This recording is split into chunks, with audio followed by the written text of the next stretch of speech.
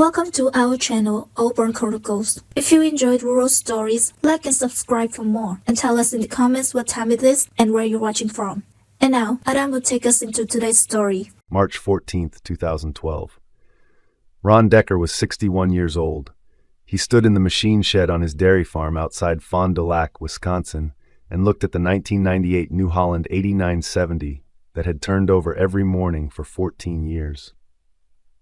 The tractor had 14,200 hours on it. The paint was worn off the fenders where his boots had scraped climbing in and out twice a day. The seat cushion had a tear along the left side that he'd covered with duct tape in 2007. The hydraulic lines showed surface rust, but no leaks. The engine started on the first revolution, even at 16 below zero. His son, Michael, was 34. He stood next to his father with a laptop open, showing auction results from farms in 3 states.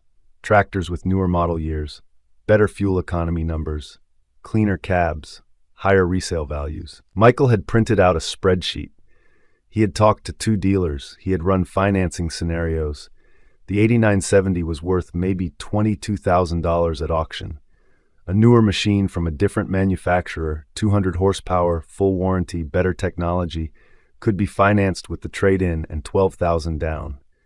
The payment would be manageable. The fuel savings would cover part of it. Everything on the spreadsheet made sense. Ron didn't say no. He didn't say yes. He put his hand on the hood of the 8970. The metal was cold. He said he'd think about it. If you've spent years making decisions that outlast the season they were made in, you understand what it means to let go of what still works. The cost isn't always clear at first. Sometimes it takes a decade to show up. This channel is for farmers and equipment operators who measure choices in years, not months, who understand that what works tomorrow often looks worse today than what breaks next year. If that's how you think, subscribe. We tell stories about the consequences that only become visible later. Ron Decker's father bought the farm in 1967. 160 acres, 40 milking cows, a barn that needed a new roof and got one in 1971. Ron grew up pulling calves in February and fixing equipment that had to last until the next check cleared. His father taught him that equipment was a tool, not a statement. You bought what you could service. You kept it running as long as it made economic sense. You didn't chase fashion. Ron married in 1979. He and his wife, Carol, took over the farm in 1986 when his father's back gave out. They added 80 acres in 1991. They upgraded the milking parlor in 1995. They bought the 8970 in 1998, used with 1,800 hours on it from a dealer in Sheboygan. It cost $38,000. Ron financed half. He paid it off in 4 years. The 8970 was a workhorse. It didn't have a fancy cab. It didn't have GPS or automated hydraulics. It had a mechanical fuel injection system that could be adjusted with hand tools. It had a transmission that didn't require computer diagnostics. It had an engine that could be rebuilt by any competent mechanic with access to parts. Ron used it for everything: plowing, planting, spreading manure, pulling wagons, baling hay. It ran in mud. It ran in snow. It ran through summers that hit 98 degrees and winters that hit 20 below. By 2012, the 8970 had been on the farm for 14 years. It had 14,200 hours. Ron had replaced the clutch once. He had replaced the alternator twice. He had replaced the starter once. He had done regular oil changes, filter changes, and grease points every week. The hydraulic pump was original. The transmission was original. The engine had never been opened. Michael grew up on the farm, but he didn't stay. He went to college in Madison. He studied business. He worked in Milwaukee for 6 years in supply chain management. He met a woman from Oshkosh. They had 2 kids. He came back to the farm in 2009 when Ron had a heart scare that turned out to be nothing serious but made everyone think about succession. Michael wanted to modernize. He believed in data. He believed in efficiency metrics. He believed that if newer equipment saved fuel, reduced labor hours, and increased yield through better precision, the investment paid for itself. He wasn't wrong about the math. He was just measuring over 5 years instead of 15. In early 2012, Michael started researching tractor options. He found a dealer 40 minutes away that carried a different brand. The dealer had a 2012 model, 200 horsepower, Tier 4 emissions compliant, full digital display, GPS ready, climate-controlled cab with air ride seat, automated hydraulics, better fuel economy than the 8970. The dealer offered a trade-in value of $22,000 for the 8970. The new tractor was listed at $78,000. With the trade-in and $12,000 down, the loan would be $44,000 over 7 years. Monthly payment, $620. Michael built the case over 3 weeks. He showed Ron the fuel savings, estimated at $1,800 per year based on hours of operation. He showed Ron the maintenance savings, newer machine, fewer breakdowns, warranty coverage for 3 years. He showed Ron the resale value. The 8970 was only going to depreciate further, while a 2012 model would hold value better. He showed Ron the comfort factor, better cab, less fatigue, easier on aging joints. Ron listened. He didn't argue with the numbers. He asked one question: what happens after the warranty expires? Michael said they'd deal with that in 3 years. By then, the tractor would still be under-houred. They could trade it again if needed, or keep it and maintain it like they did the 8970. Ron asked another question: what happens if the dealer goes out of business? Michael said the dealer had been there for 12 years. It wasn't going anywhere. Ron asked a third question: what happens if the parts aren't available? Michael said the manufacturer had a national parts network. Everything was digitized. You could order online. Ron didn't ask any more questions. On March 14, 2012, he stood in the shed and put his hand on the hood of the 8970. He said he'd think about it.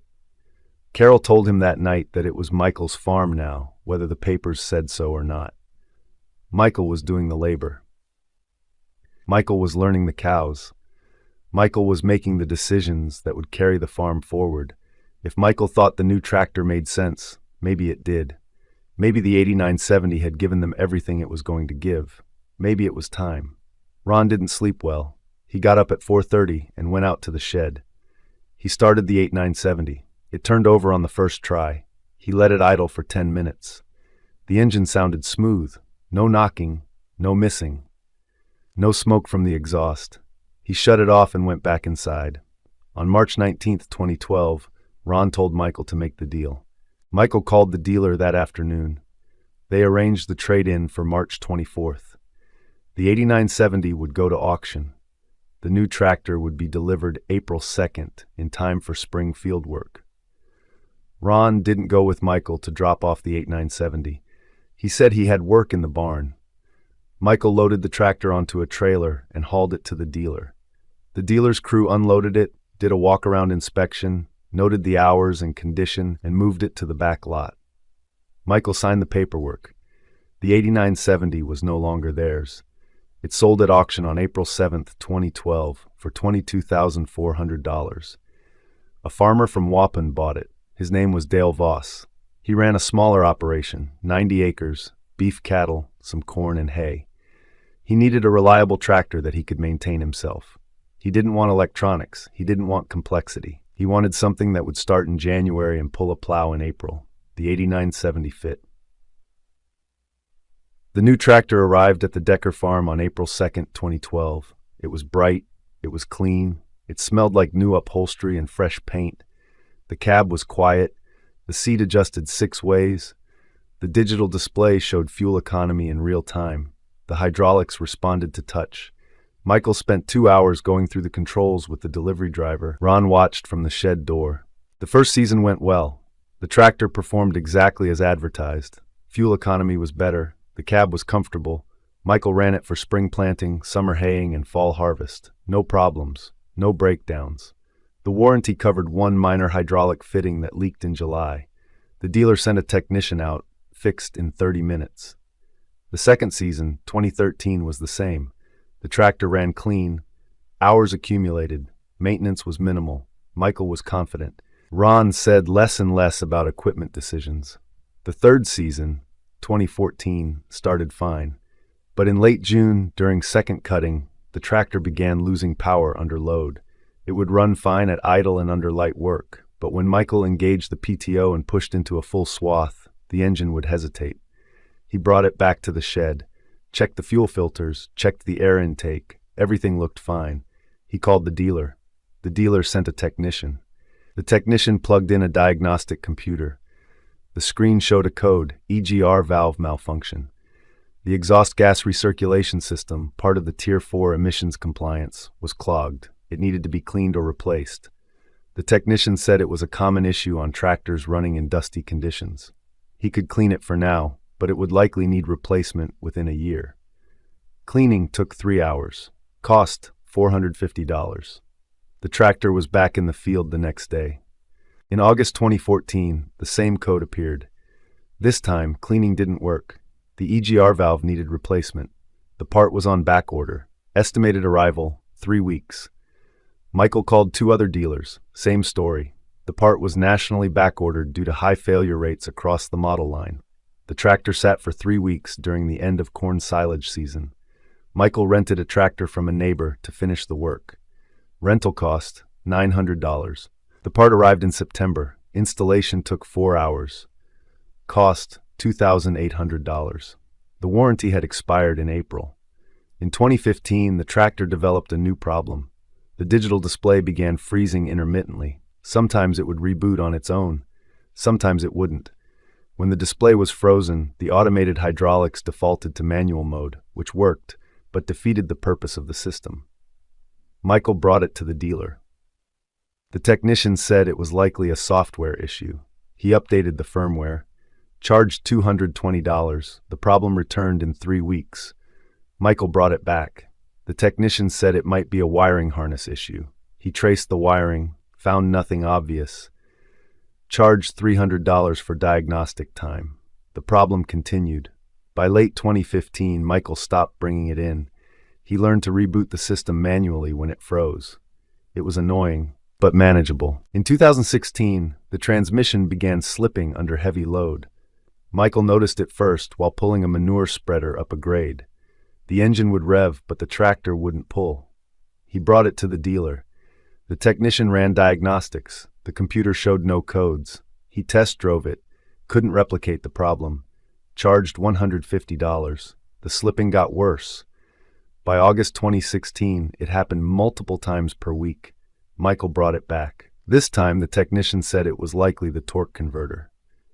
Replacement cost, $6,200. Michael asked if there was another option. The technician said no. It was an integrated system. You couldn't rebuild it. You had to replace the entire unit. Michael didn't have $6,000 available in August. He needed that cash for feed costs going into winter. He decided to wait until spring. He drove the tractor carefully, avoided heavy loads when possible. In October 2016, the torque converter failed completely. The tractor moved forward in first gear only. Everything else was gone. Michael called the dealer. The dealer said the part was on back order again. Estimated arrival, 6 to 8 weeks. The tractor sat in the shed from October 2016 through January 2017. The part arrived in February 2017. Installation took 2 days.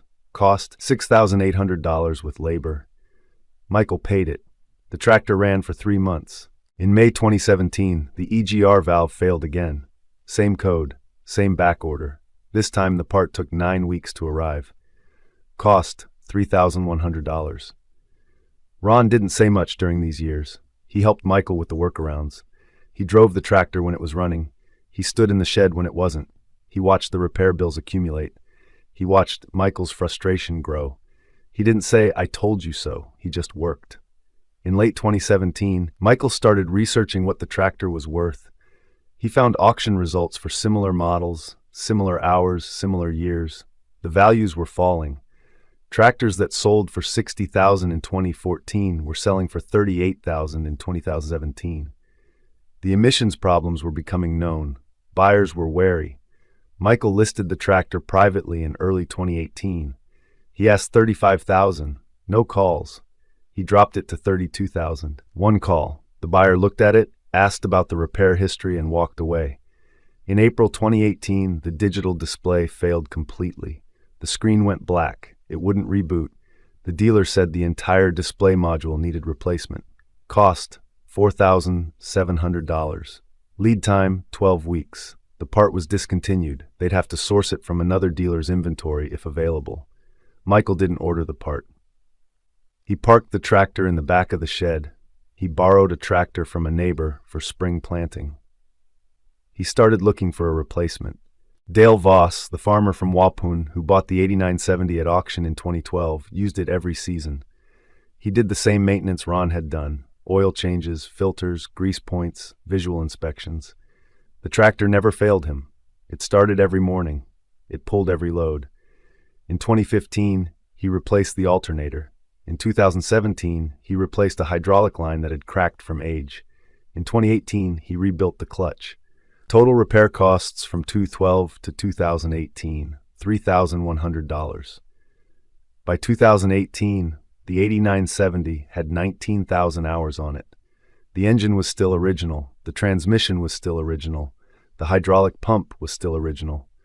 Dale had put nearly 5,000 hours on it in 6 years. He used it harder than Ron had. It didn't matter. The machine kept working. In August 2018, Dale ran into Michael at a feed mill in Fond du Lac. They talked for a few minutes.